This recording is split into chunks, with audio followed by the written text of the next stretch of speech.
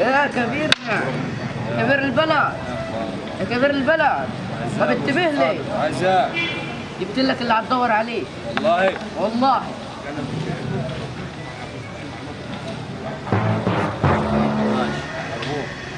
ليه كده يا كبيرنا؟ اقول طب لك ما تنسانيش. روح.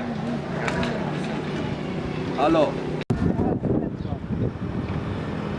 الو، تكلم بجد؟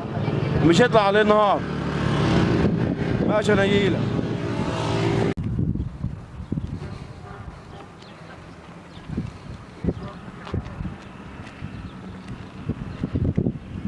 ايوه ايوه الرماح معاك. هتتكلم جد؟ طب انا استناك من اول الطريق على المدق بتاع الجبل. طب خلاص يا عم ماشي، اديني مستنيك اهو.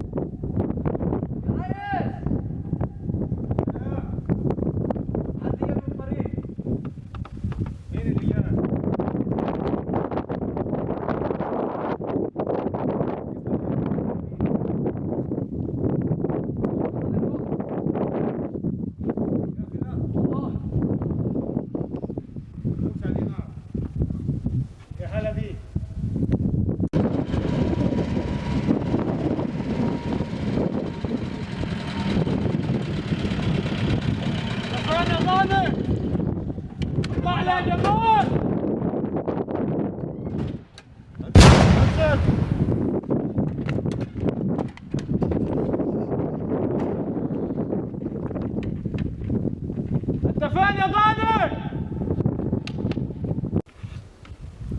انت فين يا غالي؟ اديني جيت لك. انزل لي طيب. ما كنتش عايز اللحظه دي يا ولدي والله. انا ماشي من البلد مش خوف منك ولا حاجه. ابوي ما حدش هياخده غيري. بس يا ولدي مكتوب لك انك تعرف الحقيقه دلوقتي. واديني جاي لك نازل لك. ما تضربش نار يا جعفر. ولا اي حاجه يا ريس.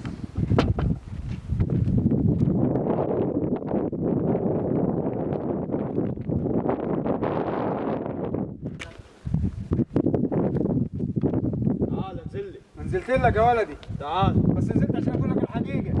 ولو اجل خلصان اروح مع قضاة بلد الخليج. اسمع كلمتين هقولهم لك. انت ظلمتني والبلد كلها تعبانه في قتل ابوك.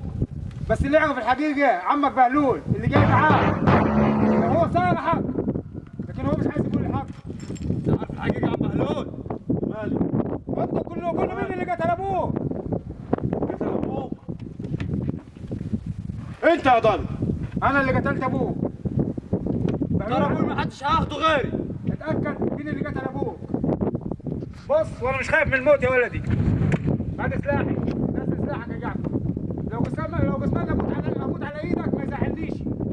عشان انت بالنسبه لي يعتبر ولد اخوك.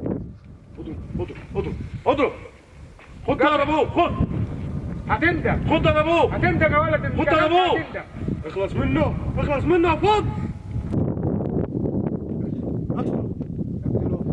اقتلوه. انا اخذت دار ابوي. يلا بينا اسحب. يلا.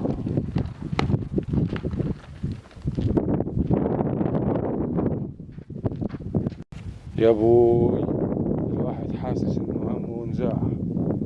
بس في حاجة انا عايز اسأل عن نفسي. معقولة يكون الضاني سلم سلاحه بكل سهولة كده؟ لا، اكيد في حاجة. اكيد في حاجة ورا كلام الضاني. ليه يسأل بهلول وليه يسأل عم رماه؟ مش غريبة؟ والله ضميري مش مريحني. عامة انا هقوم واشوف فيه ايه.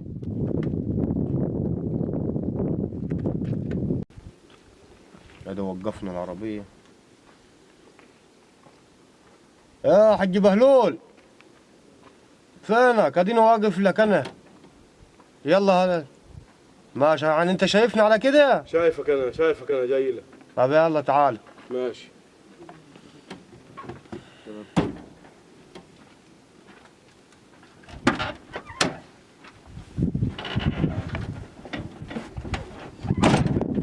يا رماه. عامل ايه يا بهلول؟ الحمد لله. فكرك الواد يبقى فكر الناقي ده؟ يا ابو احنا خلصنا بيهم احنا الاثنين، هم الاثنين خلصنا منهم على كده. ممكن تدوروا الحكومه وممكن تاخده، نحن على كده براءه. بس ناجي مش سهل. ناجي المثال على نفسه. ناجي مش سهل. على الله كله. ماشي. شايف كده يعني؟ شايف كده. ماشي.